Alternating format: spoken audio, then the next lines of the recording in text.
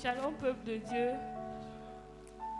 bonjour, bonsoir à tous, bonsoir à vous tous ici présents et bonsoir encore à tous ceux qui nous suivent en ligne. Bonjour, dépendant de l'heure à laquelle vous nous écoutez.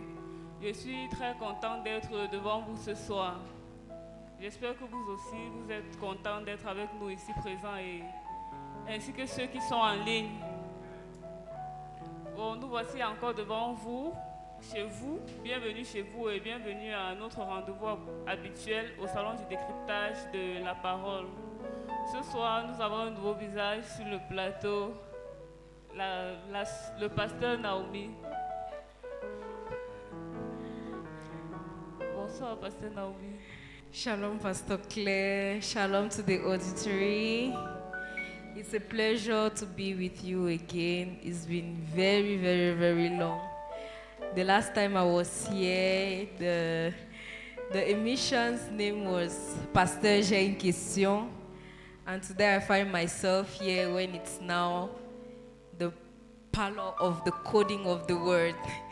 So I'm happy to be here again. Shalom to the pastor, our chirurgien de la parole. And I'm happy to be with you. And I hope this other episode will be wonderful for all of us. Shalom. Bon, je vais me tourner vers celui qu'on ne présente plus, notre pasteur, docteur, professeur, chirurgien de la parole, ça, je suis en danger. bishop, bref, tout ce qui peut exister. Bonsoir, pasteur. Bonsoir, pasteur Claire. La semaine, mercredi dernier, vous nous avez un peu secoué, surtout au niveau des finances. Là, donc on espère qu'aujourd'hui, ça va être un peu plus. Non, ce sera très doux. C'est toujours comme ça que vous dites, mais après, ça devient autre chose. Bon, la dernière fois, nous parlions de la sanctification et le pasteur nous avait fait comprendre que c'était le processus par lequel Dieu nous met à part pour qu'on ressemble à la personne de Christ. Et il a dit, cela ne se fait pas du jour au lendemain, cela se fait de façon progressive. Et la sanctification n'est pas seulement d'un seul pan. La sanctification est au niveau de la bouche, des affaires, des finances et il nous a cité 3 autres types, si je peux dire ainsi, de sanctification. La sanctification positionnelle, la sanctification de glorification et la sanctification progressive. Voilà, merci. Bon, ce soir, nous allons aborder un thème qui a l'air simple mais vraiment compliqué, je peux vous assurer. Le thème de ce soir, c'est la foi et la confiance en Dieu. Donc, aujourd'hui, nous allons décrypter la foi et la confiance en Dieu. Bon, ce matin, lors de la prière matinale du café dosé, le pasteur nous a fait comprendre que donner sa vie à Jésus ne garantit pas forcément notre foi. Bon, une petite parenthèse.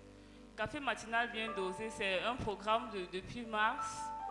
Donc, pour ceux qui veulent nous rejoindre, c'est entre 5h et 6h sur la page du pasteur, le pasteur Lambert Titsassi. Donc, à 5h, vous pouvez nous rejoindre en live. Et j'ai pu vous assurer que vous n'allez pas être déçus parce que vraiment, on enseigne tous les types de sagesse. Et je peux vous dire qu'il y a un argent que Dieu veut vous donner, mais il faudrait d'abord que vous veniez vous faire nourrir avant de recevoir l'argent. Là, vous allez savoir comment manipuler, comment gérer tout ça. Bon. On revient à notre thème, la foi et la confiance en Dieu. La première question, qu'est-ce que la foi et comment pouvons-nous la développer? Selon Hébreux 11, 1 et Jacques 2, 26. La deuxième, comment pouvons-nous faire confiance à Dieu dans les moments difficiles? Psaume 56, versets 3 à 4, Proverbe 3, versets 5 à 6. Et la troisième question, quel est le lien entre la foi et les œuvres? Jésus a dit dans Matthieu 7, 21 à 23 et Jacques 2, versets 14 à 26. Bon, pour moi, la foi, comme on lit tous dans Hébreux 11, 1, c'est une ferme assurance des choses qu'on espère, une démonstration des choses, de celles qu'on ne voit pas. Bon, je peux encore appuyer en disant que la foi, c'est faire confiance aux promesses de Dieu. Bon, tout à l'heure, le pasteur va décrypter ce que c'est que faire confiance là, parce que je ne suis pas sûre que la confiance là, c'est ce que nous on comprend souvent. Je vais passer la parole au pasteur Naomi qui va nous dire qu'est-ce que la foi et ce qu'elle en pense du sujet, du thème. Okay, Sister Claire. For me, faith and confidence, for me, they seem alike, but they are not alike. For me, I would say faith is more of something abstract, something spiritual, something not seen. Like I said, faith is a substance of things not seen, of the unseen. That means any person who believes that there's a supernatural being has faith in that thing. Like the Buddhists or us Christians, we believe and we have faith in God, which is different from having confidence. For me, confidence comes in when something is materialized. For example, you might have promised me something yesterday and you did it. And you promised me something today. I will believe that you do it because you will do it because I have confidence in you. That's you've given me to trust in you that you will do the same thing. You will do because you did yesterday what you said you did. What you said yesterday, you did it. And today you're saying you do another thing. Even though I'm not yet seeing it, but I believe you do it on the basis of what I have, on the basis of the experiences I've had with you. So for me, confidence comes with an experience of something you've had before. Meanwhile, you can have faith on something you cannot even imagine. Like, faith is foolish. You imagine things that are even beyond your own understanding, but you have faith in it that it can happen. So for me, simply, that's what I can say about faith and confidence. So for me, faith is more of abstract, spiritual. Meanwhile, confidence is based on experience. Confidence is based on experience and trust in what the person says or what you have witnessed with the other person. So maybe based on that, the pastor is going to explain us more the difference between confidence and faith. Ok, merci au pasteur Naomi pour son intervention. Nous nous retournons vers le pasteur avec la première interrogation de l'internaute. Pasteur, qu'est-ce que la foi et comment pouvons-nous la développer? Ok. Gloire à Dieu. Amen. Alléluia. Amen. Bon voilà, s'il faut s'arrêter à ce qui a été écrit ici, qu'est-ce que la foi? Vous avez mis Jacques, Hébreux 11, une ferme assurance des choses qu'on espère, une démonstration de celles qu'on ne voit pas. Ok, ça c'est un peu considéré comme la définition par... Je peux dire par excellence, mais en fait la définition la plus plate qui demande beaucoup de développement, on va dire une ferme assurance, quelque chose qu'on espère, ferme assurance des choses qu'on espère, et puis on demande ce qu'on ne voit pas. Mais parfois quand on prend ce test de manière, c'est très lourd ce test, il est très lourd. Donc pour comprendre ce test simplement, pour faciliter la foi, ce que je peux dire avec la foi, c'est la capacité d'écoute de la voix de Dieu et de recevoir l'information au point de sacrifier ce que tu as. Donc écrivez bien parce que je vais expliquer tout à l'heure. Écrivez, je vais vous expliquer de quoi il est question. Parce que de manière telle que vous voyez ici là, je reprends. Si vous ne comprenez pas que je vous me demande, je reprends. Je dis bien ceci. La foi, c'est la capacité d'écoute de la voix de Dieu ou de la parole de Dieu, ou de la parole, si vous voulez, qui est la parole de Dieu, en faisant avec, c'est-à-dire de manière confiante, mais toutefois aussi en sacrifiant ou en offrant ce que nous avons afin de la confirmer. Parce que si on ne prend pas la peine d'ouvrir ton esprit dans ce sens, dans le détail que j'ai donné, c'est là, tu ne vas pas, on va dire, la foi est une affirmation des choses qu'on espère. Mais la chose qu'on espère là, c'est une chose qu'on a entendue. Vous me suivez?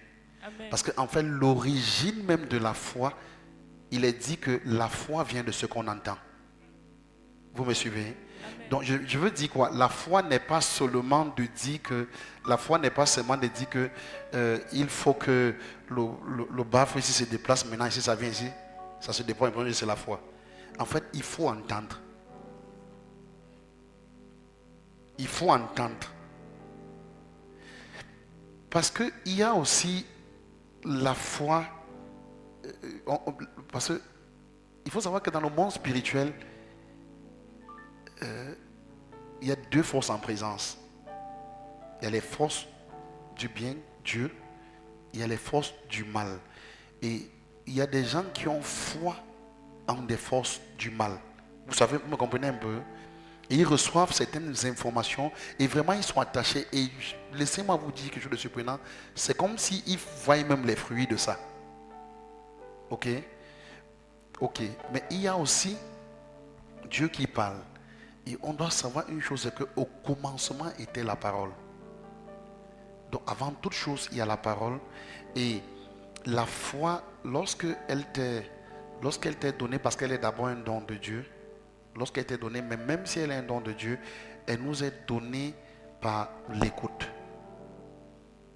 Donc quand tu entends, on dit la foi est une ferme assurance des choses qu'on espère, ça veut dire que c'est la chose que tu espères, c'est la chose que tu as entendue de Dieu, que c'est à toi.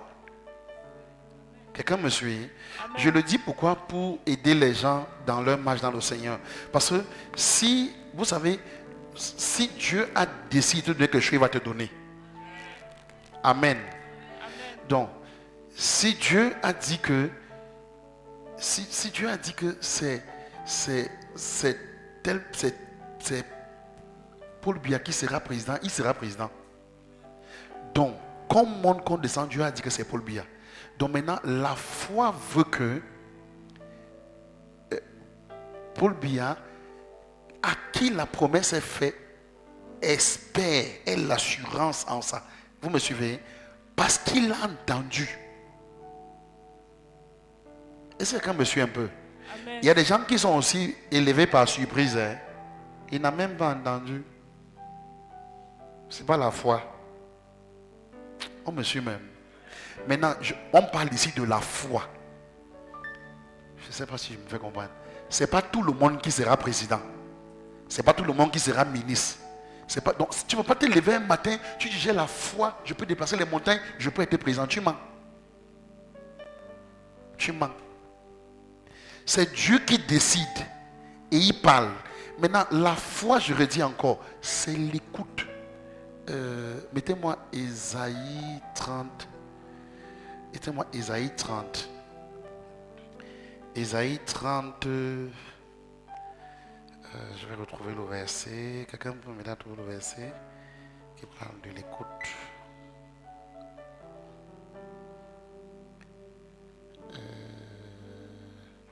C'est 21, c'est ça? Ésaïe 30, 21. Mettez un peu voir. Voici ça. Oui, c'est ça. Ésaïe 30. Écoutez ce qu'il dit. Il dit, tes oreilles, écoutez ce qu'il dit. Hein, tes oreilles entendront derrière toi. C'est derrière toi. Je vous avais dit que Jésus s'est tourné derrière lui.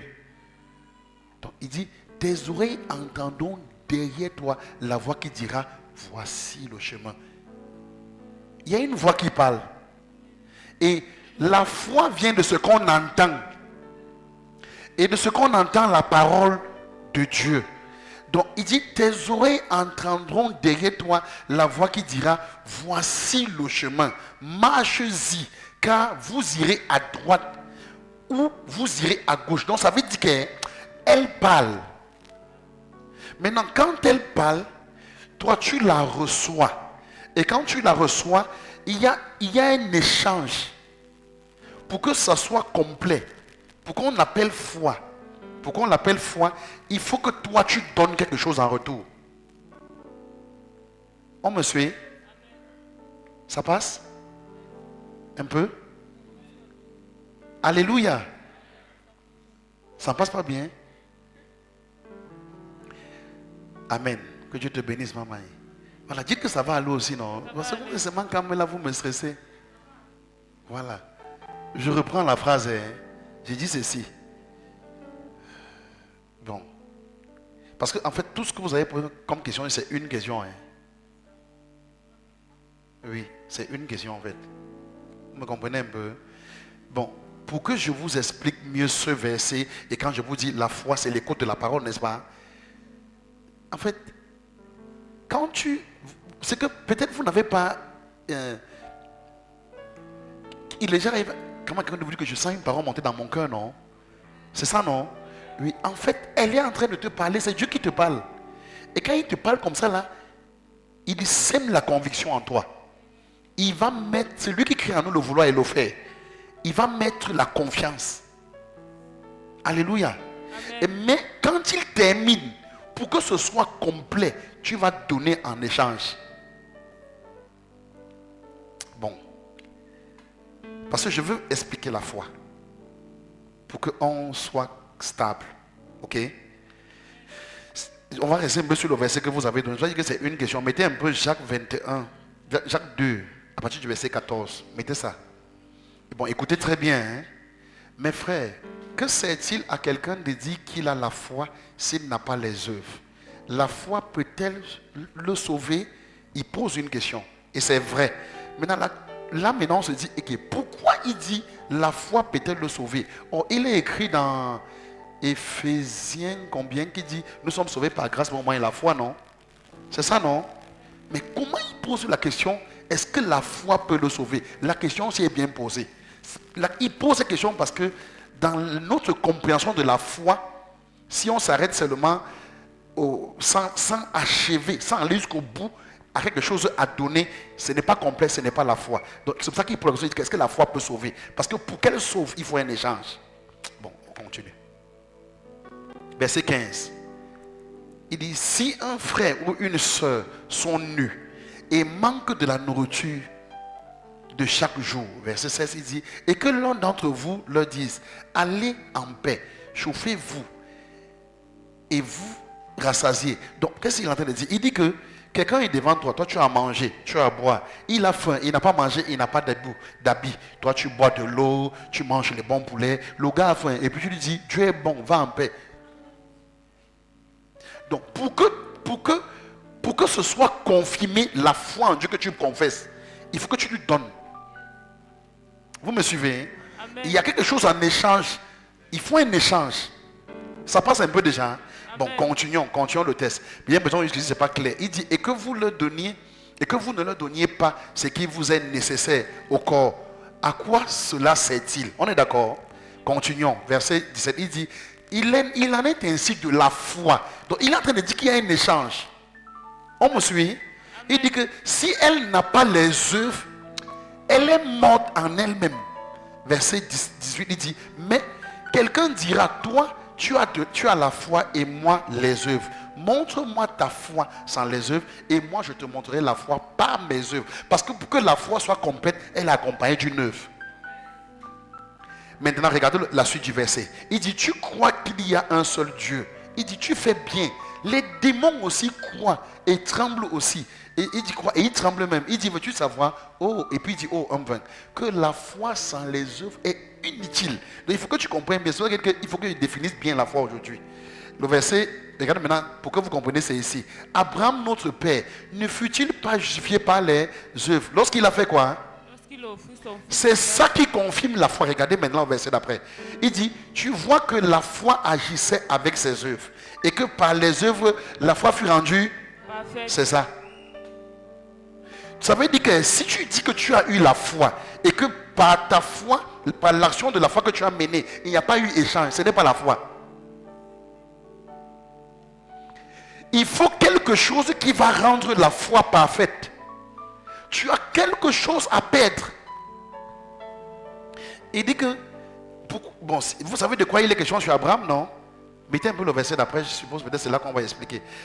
Ainsi s'accomplit, parce qu'on dit qu'il a remis son fils, n'est-ce pas? On a lu ça. Voilà. Donc pour que la foi d'Abraham soit parfaite, il fallait qu'il donnes quelque chose.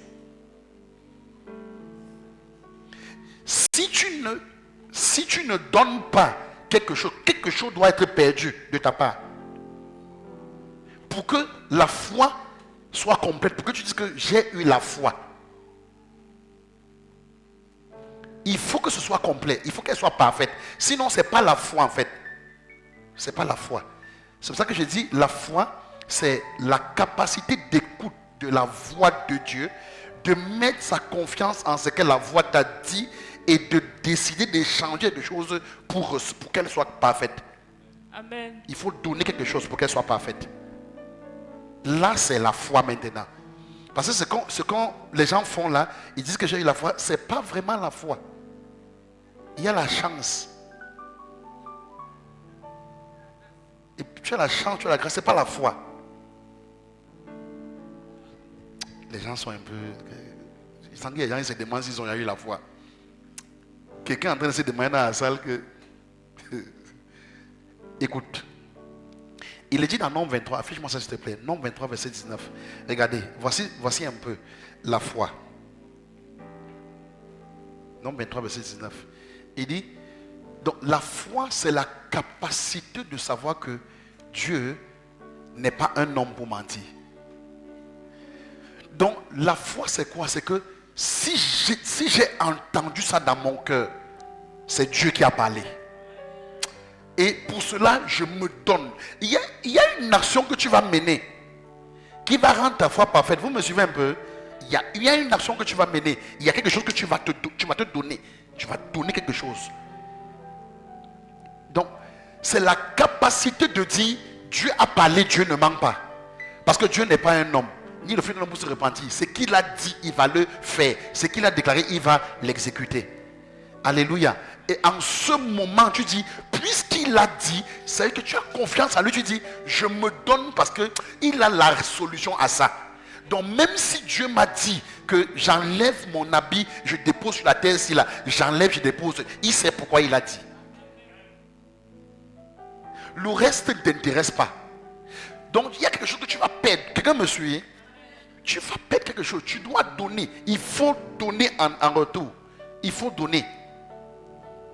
Pour que tu affirmes que tu as la foi en Dieu, c'est lorsque tu as une prado et que tu es assis et que Dieu te dit, prends la prado, donne à cet homme. Quelqu'un a dit, oui, là, tu as vraiment la foi. Parce que ce que tu as entendu, maintenant, c'est pour ça que j'ai bien dit, vous avez vu la définition, non? J'ai dit, il y a quelque chose que tu vas donner pour rendre la foi parfaite. Pardon? L'obéissance à l'aveuglette. Je ne l'ai pas vu, mais j'ai entendu. Et de manière aveugle, je dois perdre quelque chose. Je l'ai agi par la foi. Je me suis comporté ainsi par la foi. C'est en ce moment que tu dis, c'est par la foi que j'ai agi. Quelqu'un me suit? C'est ça. En ce moment, c'est la foi. C'est pour ça que je vous dis que tout ça, en fait, c'est une seule question. C'est une seule question. Tout ça parle de la foi.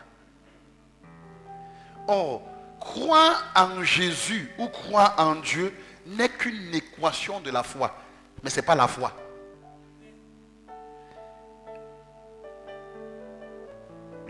Croire est simplement l'ingrédient sel qui va te permettre de faire le riz sauté. C'est tout. Hein, tu dis? Il manque les condiments, il manque ceci. Il y a des gens que le riz sauté est chargé. Hein? C'est ça, non? Parce qu'il y en a que d'autres font le riz sauté, seulement le sel, dans le sang, c'est fini. Non, il y a des gars qui ont le bon riz sauté. Vous comprenez un peu, non? Donc, crois là, crois. C'est seulement un seul ingrédient dans le riz sauté que tu veux faire. Parce qu'en fait, dans croire, il y a la confiance en la parole écoutée. C'est pour ça que Jésus dit on dit que beaucoup ont cru en lui, n'est-ce pas? Ceux qui avaient cru en lui, Jésus leur a dit, demeurez, les gars ont fui. Parce que croire et demeurer, c'est deux choses différentes. demeurer est la confirmation de la foi. Parce qu'en demeurant, tu perds quelque chose. Demeurer veut dire que tu aimais boire. Et puis tu dis, j'aime Jésus. Dieu est dans le cœur. Et puis on te dit, Jésus que tu aimes là, comme tu crois en lui, maintenant, laisse l'alcool. Moi, je crois que Jésus est dans le cœur. Vos affaires là, Jésus est dans le cœur. Non, tu n'as pas demeuré. Tu n'as pas la foi. La foi, c'est que, mon Dieu veut que, donc mon Dieu veut que je demeure dans sa parole. Et demeurer veut dire que je laisse l'alcool. Je renonce à l'alcool. Je le suis. Là, tu donnes quelque chose. Parce qu'il faut donner. Remets-lui l'alcool là.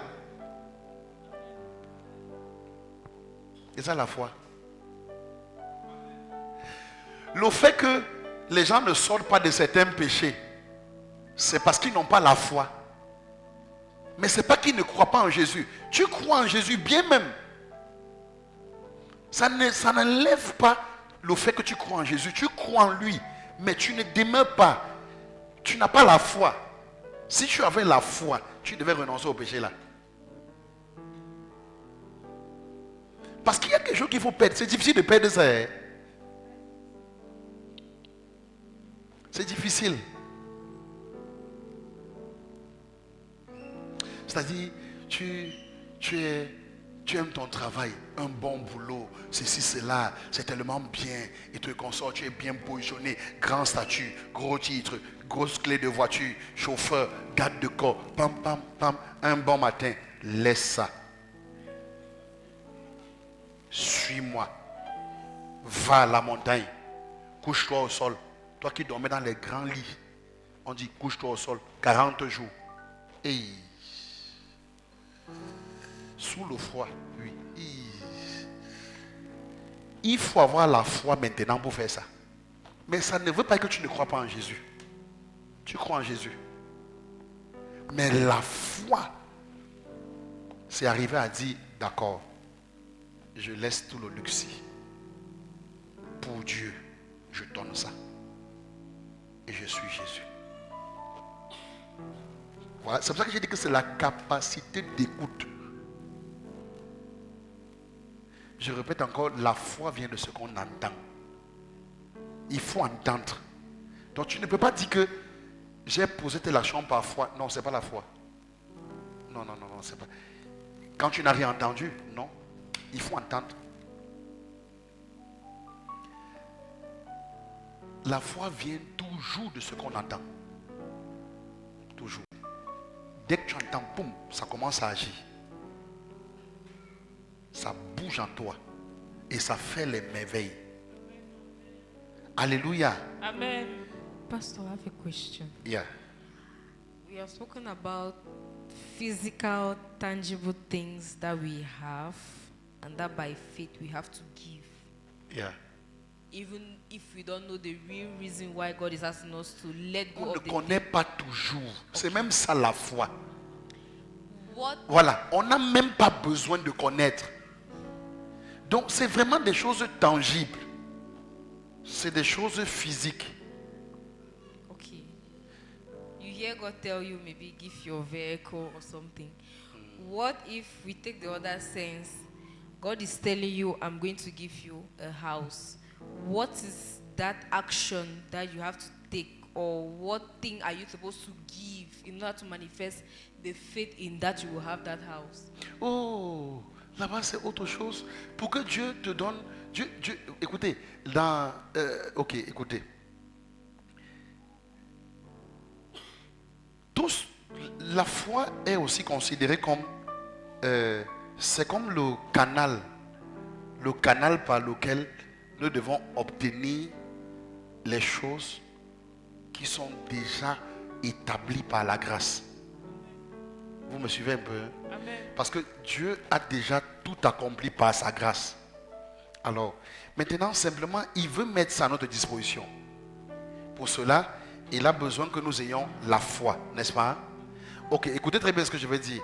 Maintenant, quand Dieu t'envoie, quand Dieu dit que je veux que tu aies la foi parce que en fait, la maison que tu me demandes, la voiture que tu me demandes, j'ai déjà mis à ta disposition. Il faut savoir que la foi que Dieu va t'exiger, ce sera la foi de savoir que je dois, si c'est la voiture par exemple, n'est-ce pas, hein, que Dieu veut te donner, ce sera la foi de savoir que, parce que Dieu ne donne pas la voiture à un enfant. Il est Père, il est Dieu, il est Père. Écoutez-moi très bien. Donc, Dieu va faire en sorte que tu aies la foi, même sans un franc, mais par la foi, tu vas te faire violence pour aller t'inscrire à l'auto-école. Écoutez-moi bien. Dieu ne fait pas le miracle. Tu dors. Tu te réveilles. Poum, grosse voiture et tu deviens chauffeur. C'est faux. Mais tu peux être employé, tu peux avoir un emploi et Dieu te donne un statut dans cet emploi qui va te donner une voiture avec chauffeur. Parce que Dieu ne veut pas que tu aies mal. Donc tu ne peux pas te lever un matin et dire que Dieu t'a donné une voiture quand tu ne connais pas conduire. Dieu pour te donner la voiture va d'abord prendre l'instruction pour que tu saches conduire. Quelqu'un me suit? Et comme il veut te donner la voiture, il va créer des dispositions pour qu'il y ait quelqu'un pour toi qui peut t'apprendre à conduire. Alléluia. Et dans la saison là, saisis la personne. Parce que écoute, si tu sens déjà qu'il y a une personne auprès de toi qui veut t'aider à conduire, qui est là, qui te dit par exemple que tu ne veux pas conduire, je suis libre, je veux t'aider à conduire. C'est un signe de Dieu. Pour te dire que je vais te donner la voiture. En ce moment-là, Dieu est en train de te booster. Pour te dire, accroche-toi à lui. Qu'il te forme déjà. Qu'il fasse ceci. Parce que si Dieu te donne la voiture, tu peux faire un accident bizarre. Et Dieu te paie. Dieu ne veut pas te perdre. Dieu veut que tu sois en bonne santé pour faire son œuvre. Mais tu vois, est-ce que toi tu penses qu'on se lève un matin pour avoir un chauffeur? Il faut un statut. Hein? Vous me suivez? Il faut un statut pour avoir un chauffeur. Bon, tu es seulement là comme ça. Tu es d'abord un foiré. Et un jongleur, voilà le mot. Et puis, tout d'un coup, tu n'as ni statut, rien. Et puis un bon matin, boum, voiture devant toi, tu veux conduire. Hey. Tu sais que maintenant tu auras peur. C'est ça, non? Tu vas commencer à appeler les gens pour t'aider à conduire. C'est pas ce que Dieu veut. Donc, Dieu là, il est Père. Tu me suis? Si Dieu veut te donner la maison, Dieu saura que tu as déjà la capacité d'encadrer une maison. Il va d'abord créer en toi la capacité de savoir prendre soin d'une maison. Et là, il va te donner maintenant. Sinon, tu vas le souiller là-bas. On va entrer, on va le string ici, là. On va le... ici, là-bas. C'est la chambre de qui ici? C'est la maison de qui? C'est la maison de qui pour vous? Qui pour vous? C'est qui? C'est Dieu. C'est honteux. Ça n'honore pas Dieu. Quelqu'un me suit? Oui, mais Dieu va t'observer, il va s'arranger à ce que oui, l'enfant si peut pas. Parce que tout ce que Dieu te donne, c'est pour sa gloire. Ça doit le glorifier. Il faut que quand les gens voient après, ils bénissent Dieu dans ta vie. C'est pas ça, hein? C'est pour ça que quelque part, il est dit que votre lumière luise devant les hommes pour qu'ils voient et qu'ils glorifient Dieu votre Père. Donc il faut que ta lumière brille. Pour cela, Dieu va te faire, il va te préparer. On dit, Galates 4 dit, aussi longtemps que l'héritier est un enfant, il ne diffère en rien. Un esclave, il ne diffère en rien. Donc, qu'est-ce que Dieu fait? Dieu dit, ok, l'enfant c'est héritier, c'est un héritier. Ok, je vais créer, parce que sachez que c'est Dieu qui donne la foi. On est d'accord? C'est lui-même. Parce que hein, Dieu agrée ce que lui t'a donné. Hein. Ça passe un peu. Si Dieu a agréé l'offrande d'Abraham, c'est lui qui a donné Isaac à Abraham. Donc Dieu a agréé ce qu'il t'a donné. C'est lui qui met la foi là. Et c'est lui qui met l'offrande. C'est lui qui met le sacrifice. Et il prend simplement sa chose. Vous me suivez un peu? Donc Dieu doit te fabriquer. Donc il crée en toi le vouloir et le faire. Il te regarde, il dit, ok, l'enfant, si je vais l'amener comme ça, donc je vais prendre telle disposition comme ça, je vais lui donner la foi pour telle chose. Après, je lui donne la foi pour telle chose. Et la foi aussi est progressive. Après, je vais lui donner la foi pour telle chose. Je vais créer en lui le vouloir faire telle chose. Je vais créer en lui. C'est lui Dieu qui fait tout ça. C'est lui. C'est lui. Et après, il te mène maintenant à la maison que tu as demandé. Attendez, vous voulez la maison, c'est bien. Si Dieu te donne une maison, un immeuble ou un château de 3 étages, 50 chambres, gros salon, 8 salons, tu vas laver. Tu vas confirmer quand ton dos va se casser. Hein, il faut laver seulement un salon. Tu vas confirmer. On veut bien, les gars, c'est bien. Mais Dieu, tu n'es pas prêt. Mais Dieu te regarde et dit, celui-ci prend encore la chambre. Il lui donne la foi pour la chambre. Alléluia. Je lui donne la foi pour la chambre. Il va bien laver sa chambre. Parce que si tu lui donnes 2 appartements, 2 chambres, il ne peut pas. Et puis il y a des personnes que vraiment laissez-les telles qu'ils sont. Ne les forcez pas à avoir une grande maison à bec. Non. Ne lui dis pas qu'il n'a pas la foi. Sa foi là suffit comme ça. Alléluia. Sa foi là suffit comme ça. Prenons la question de ma fille, je vous en prie.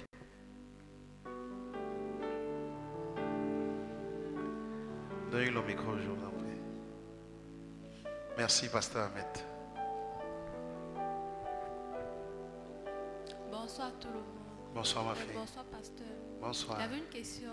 Oui. Je voulais savoir s'il y a une différence entre croire et avoir la foi. Par exemple, j'ai la foi que je suis une nouvelle créature. Je crois que je suis une nouvelle créature. Je voulais savoir s'il y a une différence entre croire et avoir la foi. Ok, tu as la foi que tu es une nouvelle créature, tu crois que tu es une nouvelle créature. Oui, je voulais savoir s'il y a une différence entre les deux. Entre croire qu'on est une nouvelle créature et la foi qu'on est une nouvelle créature. Le fait de croire est le commencement qui va te mener à avoir la foi. Le fait que tu crois déjà, c'est le commencement qui va te mener à la foi. Ok? Pierre croyait en Jésus, mais il n'avait pas la foi en Jésus. On a la foi en Jésus lorsqu'on reçoit l'équipement nécessaire. Pierre, qui est le pilier de tous les 12 apôtres, a eu la foi en Jésus après la Pentecôte. Mais avant ça, il croyait en lui jusqu'au jour où il a dit que je ne le connais plus. Tu peux croire en moi, hein, mais face à une situation, tu vas dire que non, je ne crois plus en lui. Vraiment, avant, je croyais en lui. Soyons honnêtes, il y a des gens qui ont dit ça. Les gens qui ont dit ça. Je croyais au pasteur si avant. Maintenant là, je suis plus sûr. C'est pas ça. Ça arrive. Il est devenu louche. Il est devenu bizarre. C'est pas ça. Le fait d'avoir la foi, c'est la soumission à la volonté entière de Dieu en sachant qu'il est Seigneur et Sauveur. Ce qu'il dit, c'est ça. C'est un Amen. Comme il a dit, je fais. Je ne pose pas les questions. Là, tu as la foi. Tu peux croire en moi, mais ne pas avoir la foi en moi. C'est pour ça que j'ai pris la peine de séparer ça au début. J'ai encore parlé de ça. Oui. Tu peux croire en moi, mais tu n'as pas la foi en moi.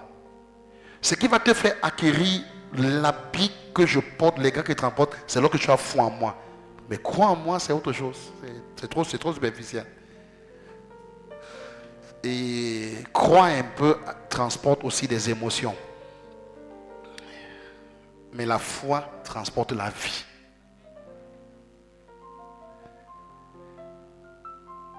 Oui, maman Maï, donnez le micro, je vous en prie.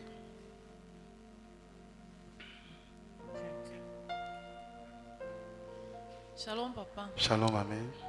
Papa, si j'ai bien suivi, tu dis que l'écoute de la voix, Oui. c'est le préalable à la foi. Oui. Bon, si vous voulez, mettons le verset. Mettez, je vous en prie. C'est quel verset tonton Ahmed? Sois rapide, non? Quand j'ai quand même dit, il faut m'aider. C'est pas Romains 10, 17? Voilà, mettez. Tu lis là-bas? Tu peux lire là-bas? Ici, bon, ils n'ont pas affiché là-bas, hein, c'est pas grave. On dit, ainsi la foi vient de ce qu'on... Donc, ça veut dire que tu as posé quelque chose, c'est l'écoute, n'est-ce pas? Papa, c'était pas comme dans le sens là que j'orientais ma question. Oui, vas-y. Je disais d'abord que je voulais d'abord me rassurer, j'ai bien compris Oui. que l'écoute de la voix doit être un préalable à la foi. Oui, Et si je me lève pour poser un acte, il faut que j'ai la conviction. oui. Si je le dis que je l'ai fait parfois, il faut que j'ai la conviction que j'ai entendu ce que je l'ai fait. Effectivement, que tu as. Donc, il faut vraiment l'entendre. Oui, parce que parfois, l'acte qu'on a posé peut être un truc vraiment fou ou Oui. grand. Tu dois vraiment, Oui. c'est vraiment quelque chose de grand. Effectivement. Et il faut qu'en le faisant, que j'ai l'assurance que Oui. ce que je fais là, Oui. j'ai écouté. Oui. Maintenant, ma question est sur l'écoute. Oui. Il faut forcément, cette écoute forcément doit venir de moi. Ou alors, est-ce que... Non, mon père l'écoute, c'est spirituel- Dieu qui va te parler et toi, tu vas recevoir. Papa, maintenant, est-ce que c'est mon père spirituel qui peut me dire Oui, que Dieu dit que oui, tu sacrifies telle chose? oui. Papa, à ce moment-là, si je n'ai pas la foi, est-ce que ça m'est préjudiciable? Parce que s'il faut être honnête de se dire que pour poser un grand acte par la foi, il faut qu'on ait l'assurance, la conviction que Oui. on a entendu. Et parfois, c'est moi, dans mon cas par exemple, Oui. si je me lève vraiment pour une grande chose folle, c'est que ma prière, c'est que c'est pas que cette voix soit venue aussi. Ok, je vais revenir à ce que tu dis pour t'expliquer un truc simple, n'est-ce pas? Tout à l'heure, on a eu le test de Jacques. Tout le monde se rappelle. Qu'est-ce qu'on a dit? Que quelqu'un arrive devant toi, il a faim, et puis tu lui dis, Dieu est bon, pas. Est-ce que Dieu a parlé? Mais la Bible dit que tu devais lui donner. Il y a des fois, il y a des paroles de Dieu qui ne sont pas audibles, mais qui sont visibles. Mais il parle. Vous me suivez? Je reprends ma phrase, j'ai dit ceci. Le gars arrive, il n'a pas de vêtements. Il a faim, n'est-ce pas? Toi, tu as les vêtements, tu as l'argent, tu as tout le nécessaire. Et puis, tu veux dire que tu ne peux pas lui donner parce qu'il faut d'abord que Dieu te parle. Oh, Dieu t'a déjà parlé. Dieu est en train de te parler. Dieu te montre quelqu'un en difficulté et Dieu te dit, aide-le. C'est que Dieu n'a pas parlé audiblement, il n'a pas parlé dans ton cœur même. Mais il a parlé par une action. Papa, le cas là, c'est visible. Oui. Même par raison, on peut comprendre ça. Oui. Parce que parfois, même il y a des gens qui ne croient même pas encore en Jésus, Oui. qui ont la capacité de discerner que quelqu'un est devant moi, il est dans le besoin et il agit. Voilà. Maintenant, Mais ce n'est pas tout le monde. ok. Il y a des gens que... Tu as entendu le mot chiche? Il y a les gens si chauds. Que le gars est là-haut. Tu souffres. Il dit que mon frère, j'ai souffert dans ma vie. Souffre aussi. Que mon ami, c'est l'école de la vie. Tout le monde passe par là. Mon ami, je suis passé par là. Tu dois passer par là. Tu es là-haut, tes pieds dans le ciment, tes pieds pourris sur le chef chantier assis là-bas, ou bien l'entrepreneur. Les gars, supportez. Moi-même, je suis passé par là. C'est faux. Il faut laisser ça. Si tu as été un jour maçon et que tu as été maçon en sandalette, le jour que tu deviens entrepreneur, Dieu t'a fait passer par là pour que quand tu deviens entrepreneur, ne laisse pas les gens être maçons en sandalette, qu'ils soient maçons en bottes. Donc, paye les équipements nécessaires pour entrer dans le ciment. Alléluia. Donc, ne te mets pas à dire que la vie est comme ça. Non, tu es un sorcier. Tu comprends, ma fille? Maintenant, la question que tu poses aussi qu'il faut entendre maintenant, c'est aussi ça. Mettons Genèse 22. Vous allez voir ce qu'on appelle entendre Dieu. Parce qu'il y a des actions que tu ne peux pas mener si Dieu ne te parle pas. Voilà. Ok? Genèse 22 dit qu'après ces choses, Dieu fait quoi? Dieu mit Abraham à l'épreuve et Dieu lui dit. Donc, chaque parole que Dieu te parle qui va engendrer la foi est une épreuve. Et c'est pour ça que j'ai dit qu'il y a quelque chose que vous devez donner. Vous me suivez? Pour que la foi soit parfaite. Donc, en ce moment, sache que tu es dans une épreuve. Alors, après ce que Dieu mit Abraham à l'épreuve et lui dit. Donc, quand Dieu décide de mettre à l'épreuve, il parle. Et il dit, Abraham, il répondit, me voici. Verset 2, il dit, Dieu dit, prends ton fils, ton unique. C'est dur. C'est pas ça. C'est un peu le cas si que tu parles. Papa, donc je suis en droit. Si Oui. j'ai peut-être ma maison, Oui. quelqu'un me dit que Dieu dit que je sacrifie. Lui dit que il faut qu'il me parle. S'il dit qu'il faut qu'il me parle. Non, non, moi, il faut que Dieu te parle. Voilà. Amen. Il faut que Dieu te parle. La Ne banane. donne jamais ta maison si Dieu ne t'a pas parlé. Amen.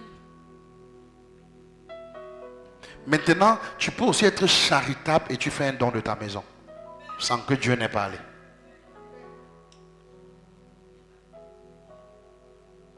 Alléluia. Sans que... Oui, là-bas c'est la charité. Là-bas tu as atteint le dernier niveau. Parce que quand on va dans la courbe, la foi en bas, la charité en haut là-bas. Donc tu peux, la charité transporte toutes les dimensions du fruit de l'esprit. Donc mais par la charité là, qui a les dimensions des fruits de l'esprit, tu peux regarder quelqu'un et puis dire, oh la personne s'y souffre. Ok, venez habiter dans cette maison. Là-bas c'est pas la foi, c'est la charité. D'accord? Mais ça que je parle au verset 22 ici, c'est la foi. La foi c'est quoi? C'est que la chose là que je dois perdre pour rendre la foi complète, je l'aime. C'est une chose qui est à moi. Je vis avec. C'est tout ce que j'ai. C'est pour ça qu'on dit ton unique. Et puis Dieu dit, donne. Et on dit que c'est ça qui va rendre ta foi parfaite. Sinon, c'est pas la foi. C'est pas la foi, c'est pas la foi. D'accord? Amen. Ça passe, tonton Francis? C'est dur? Mais c'est ça la foi. C'est ça la foi. Oui, vas-y.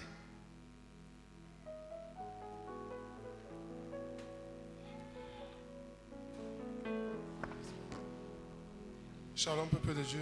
Shalom, mon père. Shalom, pasteur, papa. Shalom. Je bénis déjà le Seigneur pour l'enseignement. Amen. Parce que je crois que ça. J'avais vraiment un problème à ce niveau déjà. Amen. Même au niveau de certaines choses. Je prends 2-3 cas de figure. Oui. Dernièrement, je suis à la. Tu rends ministère. Oui. Et depuis le mois de mars, tu as commencé avec la sagesse.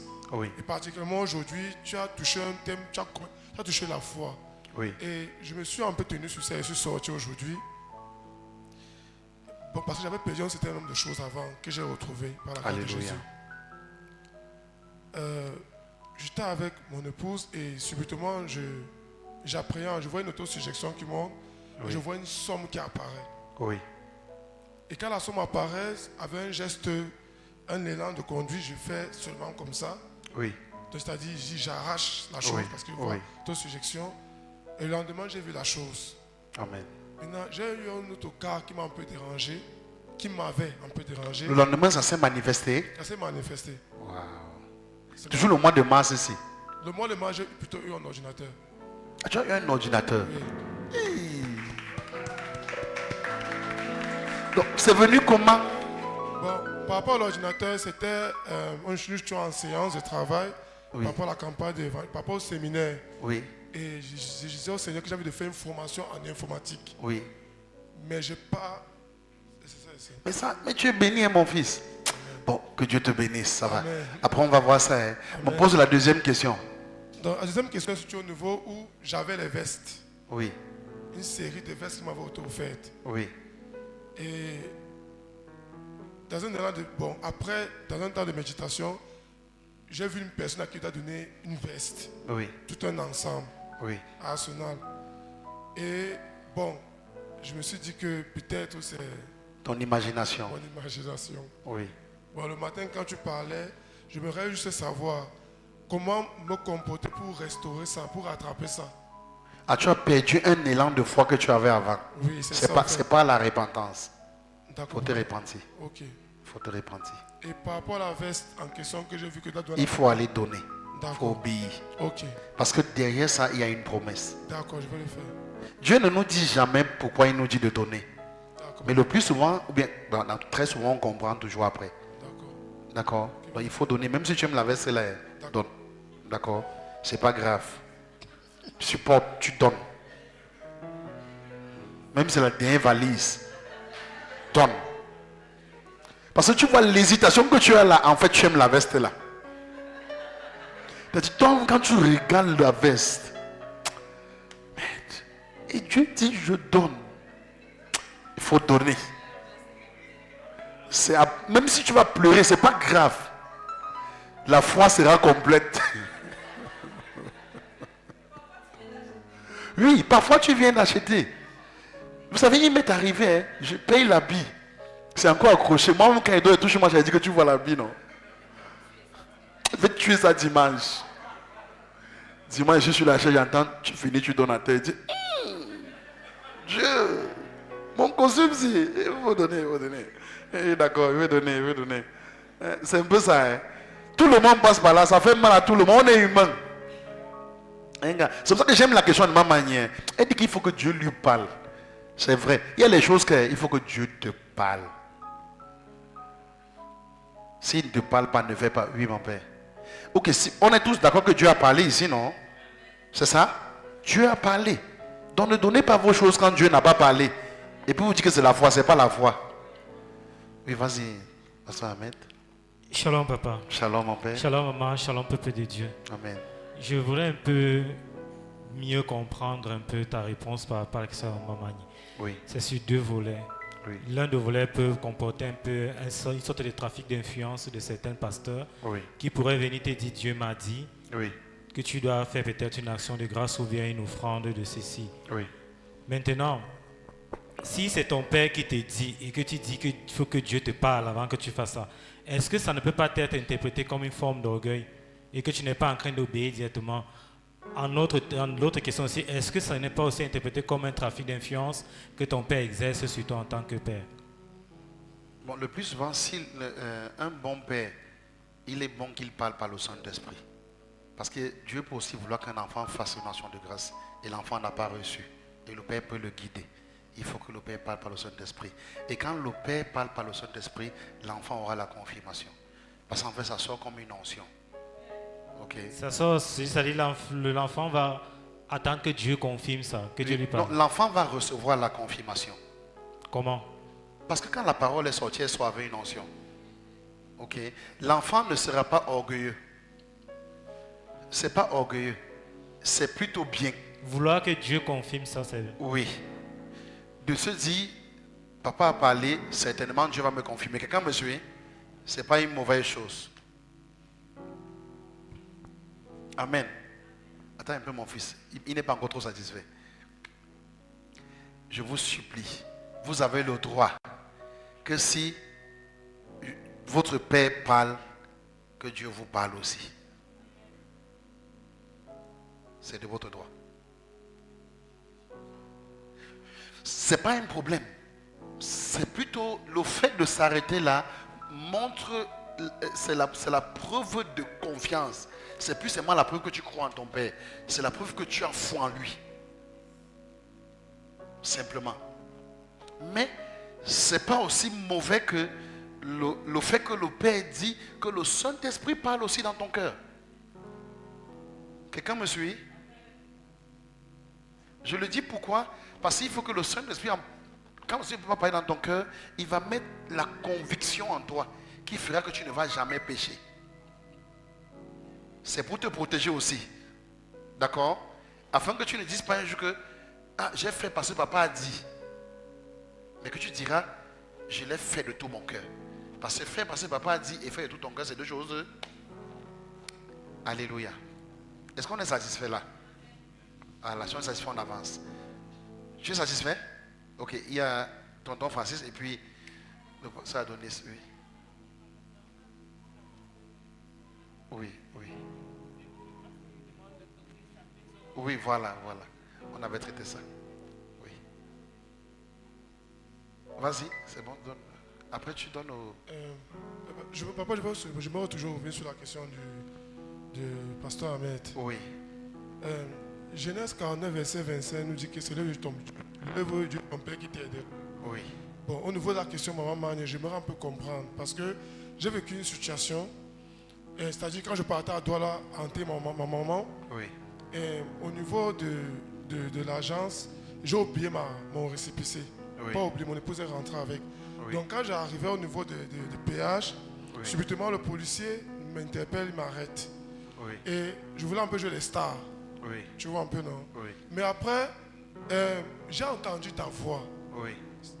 Et j'ai entendu ta voix qui m'a ramené dans un enseignement que tu avais donné ici. Tu avais dit, si un policier t'arrête, c'est lui qui est corrompu. Oui. Donc, fais ce que tu as fait. Oui. Il m'a demandé 10 000 et que moi j'ai 2 000. Oui. Tu vois, je lui ai donné 2 000 et je suis parti en paix. Oui. Parce que j'ai entendu ta voix qui me l'a dit. Oui. Je veux maintenant savoir, quand on parle de la voix là, c'est pas la voix de ton père que tu dois entendre, ou bien c'est une autre voix que tu dois entendre. Si c'est toujours Bon, dans le plan spirituel normal, selon la volonté de Dieu, il va toujours te parler par la voix de ton père. Ok, Pour que tu aies plus d'assurance. d'accord. C'est pour ça que vous allez observer, lorsque Dieu appelait Samuel, c'était par la voix d'Élie. Ok? Et la voix que Samuel entendait était vraiment la voix d'Élie. C'est pour ça qu'il allait vers Élie. C'est question de couverture, hein, ou de manteau. Parce que vous voyez, chaque personne qui a un manteau, le manteau inscrit sa voix. Et quand Dieu descend, il descend sur le manteau. Et il parle par le manteau de la personne. Vous me suivez un peu? Et parfois, il décide de prendre l'image. Il va prendre mon image. Afin de te mettre en confiance. Ok? C'est ça. Mais sinon, c'est Dieu qui t'a parlé par la parole. Ok? Oui. Parce qu'effectivement, si quelqu'un, tu es en train de conduire ta voiture et puis un policier t'interpelle, il te dit, donne-moi 2000. Il faut lui donner. Tu n'es pas corrompu. D'accord? Tu donnes. Amen. On peut passer à Adonis. Shalom, shalom mon papa. Shalom mon père. Shalom peuple de Dieu. Shalom. Je voudrais un peu que vous nous exhortez sur la foi en soi-même. La foi en soi-même. Oui, là-bas, c'est que ça dit que tu as confiance en toi, en ton identité, en qui tu es. Pour avoir confiance en qui tu es, il faut que Dieu te révèle qui tu es. Ça revient toujours à Dieu parle. Tu me suis?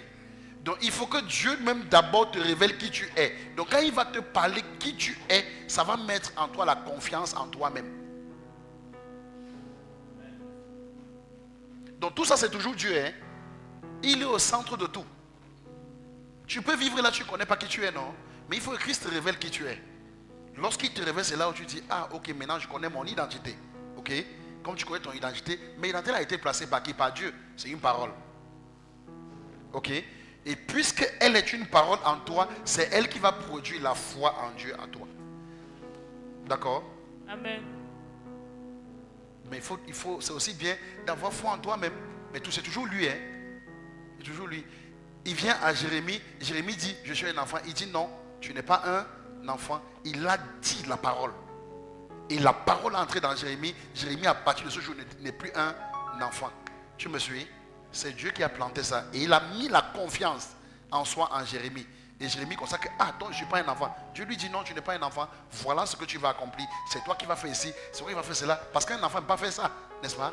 Alors Jérémie prend acte de qui il est. Il comprend qu'il est prophète. D'accord? Oui. Depuis ce jour, il a eu l'assurance en lui. Mais c'est Dieu qui a sémé ça. Et papa, j'avais vécu quelque chose quand j'avais reçu la lettre de nomination du ministère, Oui. du ministre. Oui. Des ministres. Je m'inquiétais pourquoi on m'a choisi, pourquoi Dieu m'a choisi pour que je sois ministre. Oui. Je suis entré dans une vision où on était déjà âgé, vieux. Oui. Oui, on était assis sur une chaise à deux, on parlait des Toi et choses, moi. oui, Voilà. des choses clés du ministère. Ah, ah. Est-ce qu'on peut acclamer au Seigneur? Bon, j'ai souvent l'habitude de vous dire qu'on va vieillir ensemble. On va aller pêcher les poissons. 80 ans, on sera vieux babu. Donc à partir de là, je peux avoir la foi. C'est ça. Dieu t'a donné la conviction pour te dire que l'homme là, tu vas marcher avec lui. Vous allez accomplir des produits ensemble. Vous allez faire ceci ensemble.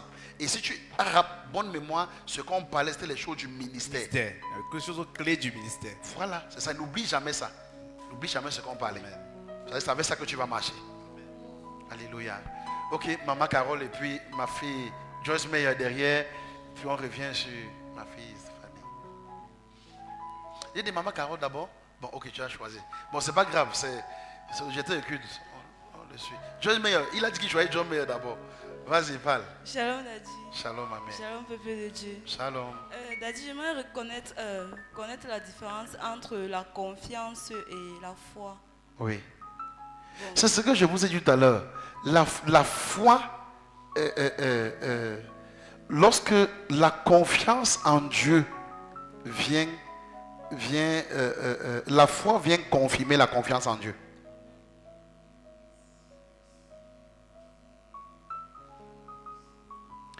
Tu me suis là?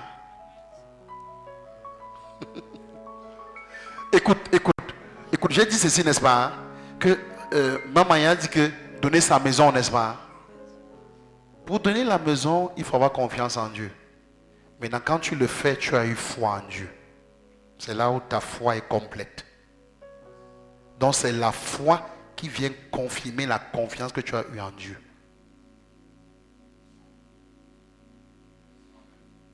Tu me suis? C'est ça. C'est pour ça qu'au début, tu étais au début quand j'ai commencé à définir la foi. C'est ça. Il faut bien prendre la définition là. C'est pour ça que je n'ai pas voulu rester sur Hébreux 11, 1. Parce que c'est un peu très bâclé. Sinon c'est ça, mais c'est bâclé. Et je voulais détailler. Ok? D'accord? Ça veut dire quoi? Une fois que Jésus a dit, je crois en ça, je garde les regards dessus. Hébreux 12. Hébreux 12, affiché. Hébreux 12. Comme Jésus a dit, n'est-ce pas? D'accord. Je fais confiance à Jésus en ce qu'il a dit. Je garde mes regards dessus. Et je finis par accomplir. Parce qu'en fixant les regards sur lui, c'est là où tu as la force pour poser l'action de foi. Ok?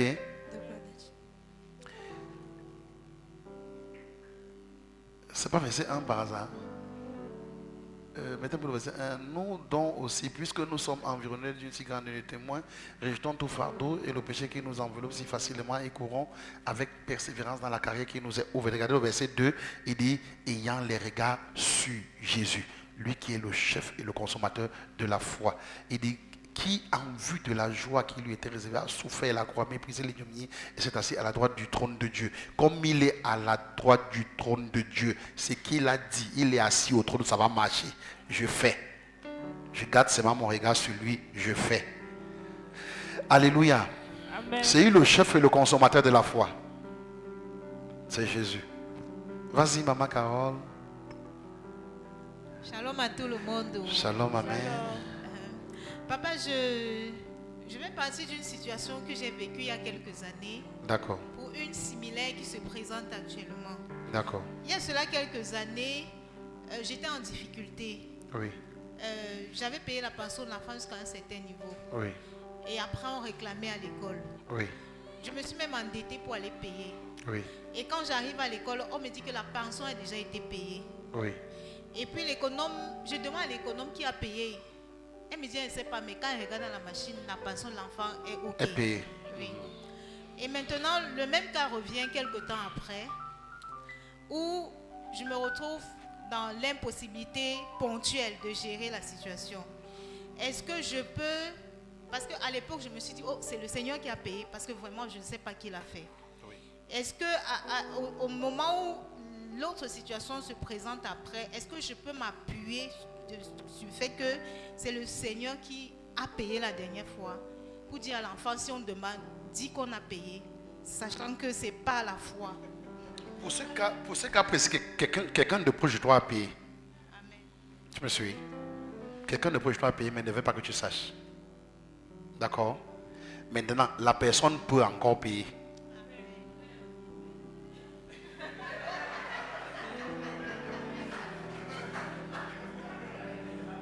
Alléluia. Ton oncle dit encore, dis encore.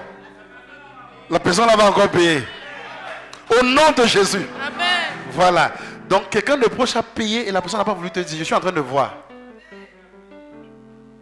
Et la personne n'est pas loin de toi. Dans la vie commune. Ok? La personne là doit seulement encore payer. Alléluia. Amen. Donc ça veut dire que la seule prière que tu fais, c'est ah Dieu, bon, Dieu fait ce qu'il veut, il peut passer, il a touché la personne, mais tu peux toujours dire à Dieu, ah Dieu Seigneur, comme tu as fait ça hier, tu peux encore, tu es le même hier, tu peux encore faire. Fais encore.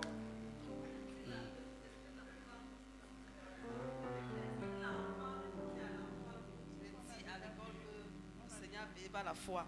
C'est ce que tu as dit? Qu'on dise à l'enfant.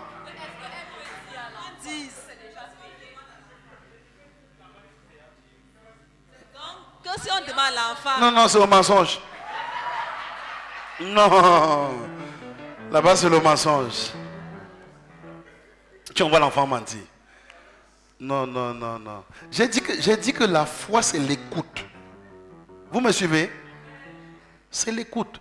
Ça veut dire que tu restes et puis tu entends une pensée dans ton cœur, c'est payé.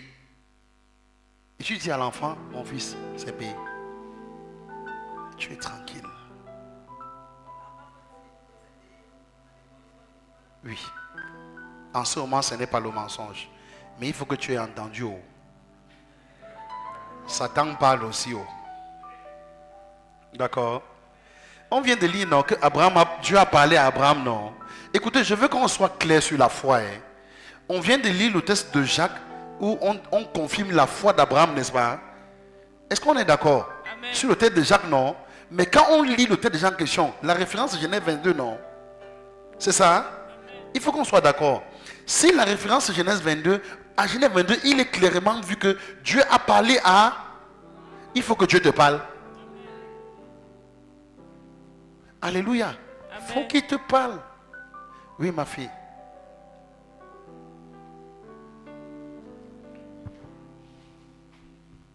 Bonsoir. Bonsoir, ma mère. Je veux bien comprendre, Nadine. Oui, vas-y. Ça veut dire que si on prend le cas de Abraham dans la Bible, ça veut dire que la foi, alors, ce n'est pas une espérance, parce que on a toujours dit que la foi, non, c'est une espérance, ma fille. Et maintenant, concernant donc Abraham, quand maintenant Dieu a demandé à Abraham d'aller donner son fils, maintenant, Abraham, en faisant l'acte là, espérait en quoi? Je ne sais pas trop comment expliquer. Espérait quoi de la part de Dieu pour aller donner son fils à la croix? Donc on a toujours dit que la foi, c'est déjà quand tu attends quelque chose, je ne sais pas comment expliquer. Maintenant, le cas d'Abraham. Pourquoi je t'aide à comprendre, mettez Hébreu 11. Mettez Hébreu 11. Tu vas comprendre là-bas. Mettez Hébreu 11. Elle dit, oh, tu lis, c'est affiché là-bas ou c'est pas affiché? Bon, ils sont pas gentils aujourd'hui, c'est pas grave. Tu as comment au téléphone? Bon, bon, viens te placer par ici. On va le lire ensemble. Viens. Il dit, oh, la foi est une ferme assurance des choses qu'on espère. D'accord? Une dimension de celle qu'on ne voit. On ne voit. Maintenant, on va lire ensemble. Mettez-moi là où on parle d'Abraham dans Hébreu 11. Continue. Bon, descends, je vais t'aider. Pour l'avoir possédé, les anciens ont obtenu. Et témoins va continuer. 3. C'est par la foi. Je vais là où Abraham, parlant d'Abraham et Isaac. C'est toujours dans Hébreu 11. Trouvez-moi l'endroit. Reviens, remonte. C'est par la foi qu'Abraham, lors de sa vocation, obéit et partit pour un lieu qu'il devait recevoir en héritage. Est-ce qu'il y avait l'héritage? Ma fille, est-ce qu'il y avait l'héritage? Mais par la foi, il est parti, n'est-ce pas? Ok. Et qu'il partit sans savoir où il... Ok, continuons. Verset d'après. C'est par la foi qu'il vit s'établir, qu'il vint s'établir dans la terre promise, comme dans une terre étrangère habitant sous des tentes, ainsi qu'Isaac et Jacob, les co-héritiers de la même promesse. Continue encore. Car il attendait la cité sur les fondements. Continue encore. C'est par la foi que Sarah elle-même, malgré son âge avancé, fut rendue capable d'avoir une postérité parce qu'elle crut à la fidélité de celui qui a fait la promesse. Continuez. C'est par la foi d'un homme usé de corps naquit une postérité nombreuse comme les étoiles et celles, ça comme le sable de la mer, sur le bord de la mer. Continuez, verset. C'est par la foi qu'ils sont tous morts. Je vais là où on dit que il savait qu'il va recouvrer. S'il avait eu, S'il avait eu en vue, c'est établi. On dit là, on dit il savait qu'il va recouvrer en donnant Isaac. On dit c'est par la foi qu'Abraham offrit Isaac lorsqu'il fut mis à l'épreuve et qu'il offrit son fils unique, lui qui avait reçu la promesse continue, verset 18, et qu'il avait été dit en Isaac sera nommé pour verset 19. Il dit, il pensait, voilà ce que tu veux comprendre. Il pensait que Dieu est puissant, même pour ressusciter les morts aussi, le recouvrera-t-il par une sorte de... Amen. Tu me suis? Donc il savait. La Bible dit que c'est une ferme assurance des choses qu'on espère. Donc il sait que je donne Isaac, je vais couvrir 1000 Isaac. Donc je reviens à la question de maman qui dit que si je donne ma maison, je dis oui, donne la maison. L'acte que tu poses là va te donner des milliards de maisons. Ça va faire que des générations de tes filles ne manqueront jamais les maisons. Alléluia. Vous me suivez? En fait, c'est ça. Tout ce que Dieu te dit de donner, c'est parce qu'il veut multiplier au centuple. Amen. Pour cela, il faut d'abord donner. Et en donnant quelque chose, voilà le verset sur lequel on s'appuie. On dit, en donnant, il faut penser que Dieu est puissant. Même de me donner la maison la plus chère du monde. Quelqu'un me suit? Ça veut dire que Dieu te demande de lui donner ta petite maison qui est dans le village de Simbok. Et Dieu te regarde, alors que Dieu est en train de voir comment il veut te donner la plus belle maison qui est bien placée à Bastos ou à Etoudi. Et puis Dieu te dit, tu vois ta petite case à Simbok là, donne. Et puis tu es là, non, vraiment, il ne peut pas donner ça. Tu n'as pas la foi. Alléluia. Amen. Mais quand tu donnes, voilà ce que tu t'appuies maintenant ici. C'est pour ça que ma fille, c'est ça qu'elle veut comprendre. Tu as compris maintenant? Donc, ta façon de donner, tu espères. La Bible dit que c'est l'espoir de choses qu'on ne voit pas, non? Tu ne vois pas, mais tu espères. Et puis on dit une démonstration. Tu comprends un peu? C'est ça. Parce que ce que tu donnes là, ça va produire. Alléluia.